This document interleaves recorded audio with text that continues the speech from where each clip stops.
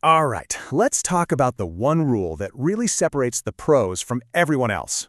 And here's a hint. It has nothing to do with finding the perfect stock to buy. Nope, it's all about mastering the art of survival. Let's get into it. So, I want you to think for a second. What's the number one reason, the real killer, that causes most traders to just completely blow up their accounts? You might think it's a bad strategy, maybe just some bad luck, right? Well, here's the thing that might surprise you. It's almost never the strategy itself. It's the failure to survive just one single bad run. One string of losses when you don't handle it right is all it takes to wipe you out. See, this game isn't won by playing great offense. It's lost by playing terrible defense. And that brings us to the core challenge, the one that every single person who trades has to face. I'm talking about the survival problem. Look, losing streaks aren't just a possibility, they're a mathematical certainty. They will happen. The only question is, will your account still be there when the storm passes? So, how do you make sure you can weather that storm? Well, this is exactly where the 2% rule comes into play. And honestly, you shouldn't even think of it as a rule. It's your lifeline. It's a non-negotiable principle that's designed for just one thing: to keep your capital safe. The idea behind it is actually, well, it's beautifully simple. On any one trade you take, you are not allowed to risk more than 2% of your entire account. So if you've got a $10,000 account, the absolute most you can lose on a single position is $200, period. This isn't about limiting how much you can make. It's about putting a hard, undeniable cap on how much you can lose. And listen, this is not just some friendly tip I'm giving you. This is a core, fundamental piece of professional trading. You see, the goal of a pro isn't to hit that one incredible home run. The goal is to stay in the game long enough to get lots of chances at bat. It's a total mindset shift from hunting for big wins to religiously protecting the money you already have. Okay, now this is where the math really shows you the power of this thing. If you're out there risking a crazy 10% on each trade, it only takes 7 straight losses to chop your account in half. 7. At 5% risk, it takes 13 losses, but just look at 2%.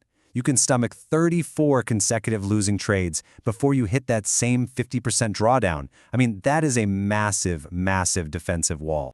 But here's the thing. Surviving the drawdown, that's only half the battle. The other half, the part that so many people forget, is the absolutely brutal math of trying to make a comeback.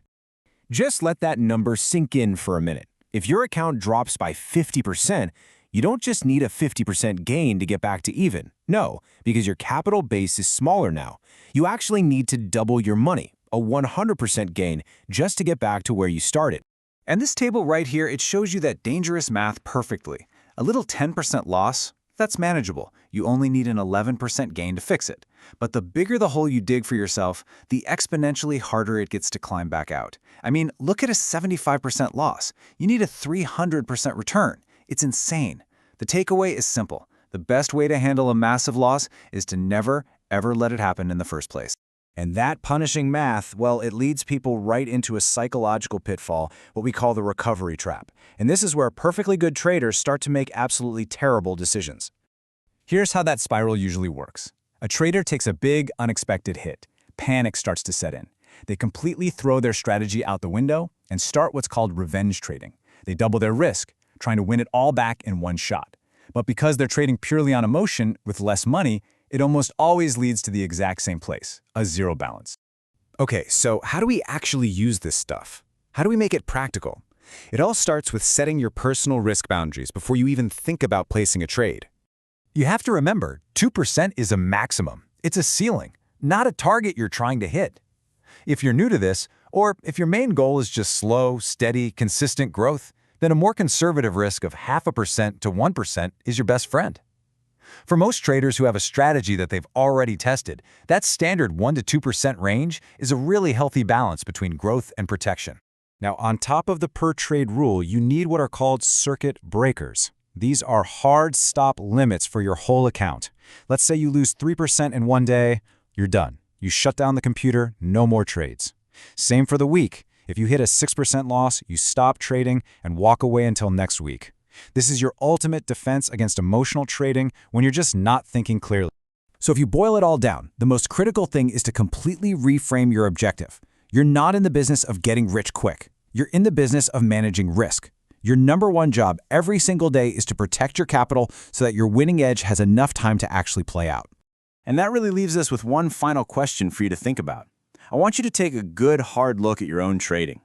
Are you just chasing lottery tickets, hoping for a quick win? Or are you building a fortress designed to last? Because in the world of trading, at the end of the day, only the fortresses are left standing.